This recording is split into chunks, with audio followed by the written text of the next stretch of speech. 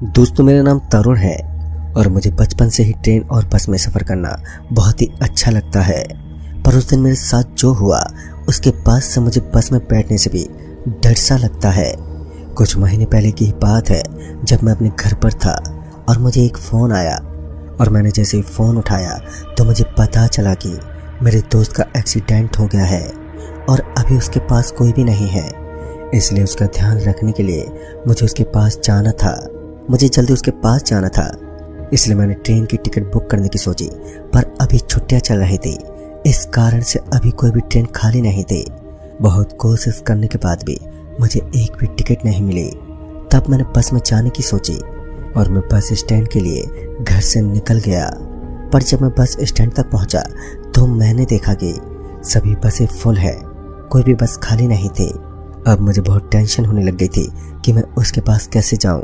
तभी ये सोचते हुए मैं वहीं बस स्टैंड पर बैठा था और अब बैठे बैठे लगभग शाम होने को आई थी, पर किसी भी बस में मुझे जगह नहीं मिली थी। अब बस स्टैंड पर बसों और लोगों की संख्या भी कम होने लगी थी और सभी जगह कम लोग दिखाई दे रहे थे और मुझे भी अब लग रहा था कि मैं आज अपने दोस्त के पास नहीं पहुंच पाऊंगा। ये सब सोचते हुए मैं अपनी जगह से खड़ा हुआ और घर जाने के लिए निकलने लगा। तभी मुझे पीछे से किसी ने आवाज़ लगाई और जब मैं पीछे मुड़ा तो मैंने देखा कि एक बस का कंडक्टर मेरे पीछे खड़ा है। वो मुझसे कहने लगा कि आपको कहीं पर जाना है तो मेरी बस में जगह है। उसकी ये बातें सुनकर मुझे थोड़ी खुशी महसूस हुई और मैं उस आदमी से पूछने लगा कि आपकी बस है कहाँ। तो वो आदमी कहने लगा कि मेरे साथ चलिए, मैं बताता हूँ। और फिर मैं बिना कुछ सोचे समझे उस आदमी के साथ जाने लगा। थोड़ी देर के बाद वो आदमी एक बस के सामने जाकर खड़ा हो गया और वो कहने लगा कि आप इसके अंदर बैठ जाइए, मैं आपको जहाँ जाना होगा वहाँ छोड़ दूंगा। उस बस के आसपास बिल्कुल भी भीड़ नहीं थी, चारों ओर शांति थी। और जब मैं बस में बैठा तो वहाँ मुझे कुछ ही लोग दिखाई दिए। तो मैंने उस बस के कंडक्टर से कहा कि बाकी सब बसों में तो खड़े रहने की भी जगह नहीं थी और आपकी तो बस पूरी खाली है। मेरी ये बातें सुनकर उस बस का कंडक्टर और बस में बैठे सभी लोग मुझे घूरने लग गए। उनकी ये नज़र मुझे कुछ अजीब सी लगी और इससे पहले मैं उनसे कुछ कहूँ कि तभी वो कंडक्टर बोला, आज हमारी बस खराब हो गई थी और अभी थोड़ी देर पहले ठीक हुई है, इसलिए खाली है। मुझे उसकी बातों पर पहले तो विश्वास ही नहीं हुआ था, पर मुझे जल्दी जाना था और अभी कोई और बस भी नहीं मिलती। इस कारण से मैं उस बस में एक सीट पर बैठ गया। थोड़ी देर के बाद वह बस स्टार्ट हो गई। मुझे मेरे दोस्त के पास पहुंचने में कम से कम 5 से 6 घंटे लगने वाले थे। इस कारण से मैं अपनी सीट पर बैठे बैठे वहीं पर सो गया और थोड़ी देर के बाद एक अजीब सी आवाज़ आई और उस आवाज़ की वजह से मेरी नींद टूट गई। और जब मैंने अपनी आंखें खोली तो मैंने देखा कि उस बस के अंदर जो लोग बैठे हुए थे वो अब वहाँ पर नहीं थे और वह पूरी बस खाली थी। और जब मुझे वो आवाज़ और ज़ोर ज़ोर से आने लगी तो मैंने बस की खिड़की से बाहर देखा और बाहर जो मैंने देखा वो देखकर तो मेरे होश ही उड़ गए थे।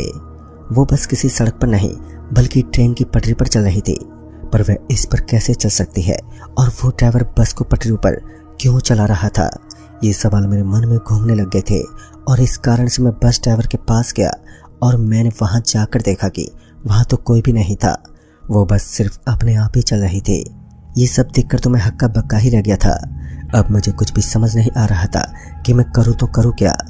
मैं बस से बाहर कूदने के लिए बस के दरवाजे की तरफ जाने लगा और जब मैं बस के दरवाजे की तरफ जाने लगा तो मैंने देखा कि थोड़ी देर पहले जो लोग गायब थे अब वो सभी अपनी अपनी सीट पर बैठे हुए थे। मेरा दिमाग घूमने लगा था, मुझे पता नहीं चल रहा था कि मेरे साथ हो क्या रहा है और मैं इन सब से बाहर कैसे जाऊं। इसका भी मेरे पास कोई रास्ता नहीं था। मैं बस के दरवाजे के पास गया और बाहर की तरफ देखने लगा, पर वो बस इतनी तेज गति से पटरी पर चल रही थी कि उससे बाहर कूदना मतलब अपनी मौत को बुलाने जैसा था। अब मैं वापस अपनी सीट की तरफ बढ़ने लगा। तभी मैंने देखा कि उस बस के अंदर जो लोग बैठे हुए हैं वो सब बिल्कुल नॉर्मल है, उन्हें कोई टेंशन ही नहीं है कि बस पटरी पर चल रही है। अब मैं अपनी सीट पर आकर बैठ गया और अब धीरे धीरे अंधेरा भी होने लग गया था और अब मैं डरता हुआ अपनी सीट पर बैठा था कि तभी ऊपर से मेरे हाथ पर कुछ गिरा। पहले तो मुझे ऐसा लगा कि पानी है, पर जब मैंने ऊपर की तरफ देखा तो मेरे तो होश ही उड़ गए थे। उस बस के कंडक्टर का कटा हुआ सिर ऊपर लटक रहा था जिससे खून की बूंदें नीचे गिर रही थी उसे देखकर तो मैं जल्दी से अपनी सीट से उठ गया और उसे देखते हुए धीरे धीरे अपने कदमों को उल्टा चला रहा था कि तभी मैं पीछे किसी से टकराया। और जब मैंने पीछे मुड़कर देखा तो मुझे अपनी आंखों पर विश्वास ही नहीं हुआ था। वो बस का कंडक्टर मेरे पीछे खड़ा हुआ था और बिल्कुल सही सलामत था। उसके बाद जब मैंने अपनी सीट के ऊपर देखा तो अब वहाँ किसी का भी सिर नहीं था। अब मुझे समझ में आने लगा था कि यह बस काली शक्तियों से घिरी हुई है और अब तो मैं इन सब के बीच फंस चुका था। अब मैं वहीं खड़ा था, तभी वो कंडक्टर कहने लगा कि आप अपनी सीट पर जाकर बैठ जाइए। तभी मैंने उससे कहा कि मुझे आप यहीं उतार दीजिए, आगे मैं खुद ही चला जाऊंगा। तो मेरी बात सुनकर वो कंडक्टर जोर जोर से हंसने लग गया और कहने लगा कि एक बार जो इसमें बैठ गया फिर वह बहुत ही मुश्किल से बाहर जाता है, और वो भी जिंदा तो आज तक कोई भी बाहर नहीं गया। उसके इतना कहते ही बस के अंदर बैठे सारे लोग बुरी तरह से हंसने लग गए थे। अब तो मुझे भी लगने लगा था कि मेरा यहाँ से बच के जाना बहुत ही मुश्किल है। अब मैं अपनी सीट पर जाकर बैठ गया और जैसे मैं अपनी सीट पर बैठा तो मैंने देखा कि बस के साथ साथ कुछ लोग उस पटरी पर दौड़ रहे हैं। और जब मैं उन्हें देखने के लिए खिड़की के पास गया तो अब वहाँ मुझे कोई दिखाई नहीं दिया। मैं खिड़की से बाहर देख ही रहा था कि तभी बाहर से किसी का हाथ आया और उस हाथ ने बहुत जोर से मेरा गला पकड़ लिया। और जब मैं उस हाथ को छुड़ा रहा था तो मैंने देखा कि एक औरत ने मेरा गला पकड़ रखा है और उस औरत का चेहरा बहुत ही खौफनाक था। मैं उस औरत से अपना गला छुड़ा ही रहा था कि तभी अचानक से उस औरत ने मेरा गला छोड़ दिया और वो वहां से गायब हो गई। मुझे तो कुछ भी समझ नहीं आया कि ये हो क्या रहा है और उस औरत ने मेरा गला क्यों छोड़ दिया। पर जैसे ही उस औरत ने मेरा गला छोड़ा तो मैं उस खिड़की से दूर हो गया और उस खिड़की को बंद भी कर दिया। फिर थोड़ी देर के बाद वापस से वो औरत खिड़की के पास आकर खिड़की को खटखटाने लगी। अब तो मुझे बहुत डर लगने लगा था। मेरे फ़ोन में भी बिल्कुल नेटवर्क नहीं आ रहे थे और मुझे पता भी नहीं था कि मैं किस जगह पर हूँ और मैं कहाँ पर जा रहा हूँ। मैं डरते हुए उस खिड़की से थोड़ी दूरी पर खड़ा था कि तभी मुझे ऐसा महसूस हुआ कि कोई मेरे पीछे खड़ा है। और जैसे मैं पीछे मुड़ा तो मैंने देखा कि वो बस का कंडक्टर ही मेरे पीछे खड़ा है। पर अब वह जिस रूप में मेरे सामने था उसे देखकर तो मेरा पूरा शरीर डर के मारे कांपने लगा था।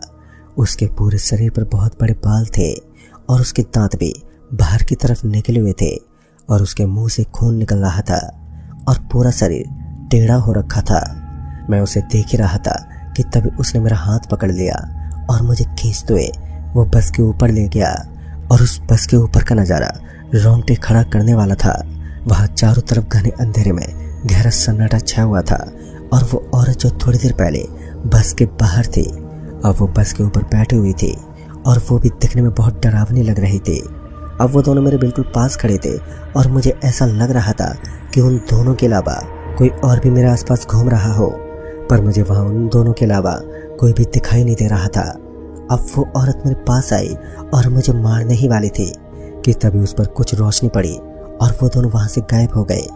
मैं अपने चारों ओर देखने लगा कि उस औरत पर रोशनी कहाँ से पड़ी कि तभी मेरी नज़र सामने की तरफ बने एक बड़े मंदिर पर गई। उसे देखकर मुझे थोड़ा अच्छा महसूस हुआ कि आज शायद भगवान ने ही मेरी जान बचाई है। मैं अभी भी उसी बस के ऊपर खड़ा था कि तभी वह बस अचानक से पलट गई और मैं उस बस के नीचे गिर गया। बस के ऊपर से गिरने के बाद मैं बेहोश हो गया था और फिर जब मुझे होश आया तो सुबह हो चुकी थी। और सुबह जब मुझे होश आया तो मैंने देखा कि मैं एक जंगल के बीच में पड़ा हुआ था।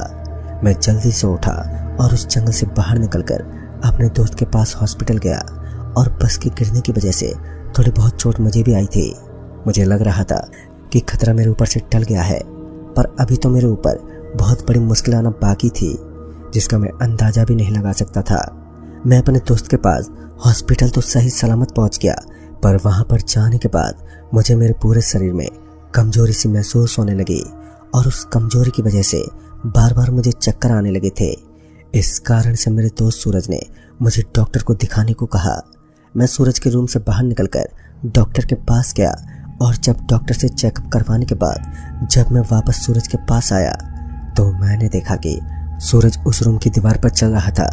मुझे कुछ समझ नहीं आया कि सूरज को अचानक से हो क्या गया था। थोड़ी देर पहले तक तो वह बिल्कुल ठीक था और अब वह दीवार पर कैसे चल रहा है। उसे देखकर तो मैं जल्दी से हॉस्पिटल के पास वाले मंदिर में गया और वहाँ मुझे एक पंडित जी दिखाई दिए। तभी मैंने उन्हें अपने साथ हुई घटना के बारे में बताया तो वो जल्दी से सूरज के पास आए और जब हम सूरज के पास गए तो अभी भी वह दीवार पर ही चल रहा था। उन पंडित जी ने सूरज के ऊपर कुछ ऐसा फेंका जिसकी वजह से सूरज जोर जोर से चीखने लगा। सूरज की यह हालत देखकर मुझे घबराहट हो रही थी, पर थोड़ी ही देर के बाद वह बिल्कुल ठीक हो गया और उन पंडित जी ने बताया कि वह बस वाली काली शक्तियाँ मेरे अंदर आ गई थी और मेरे अंदर से सूरज के अंदर चली गई थी। इस कारण से सूरज ऐसी हरकतें करने लग गया था। दोस्तों, उस घटना के बाद से मुझे अकेले बस में बैठने से भी डर लगता है और जब भी वो बात याद आती है तो मेरी रूह कांप उठती है और मैं अपने साथ हुई उस घटना को आज तक भुला नहीं पाया। तो दोस्तों, इस कहानी में बस इतना ही। तब तक के लिए बाय एंड टेक केयर।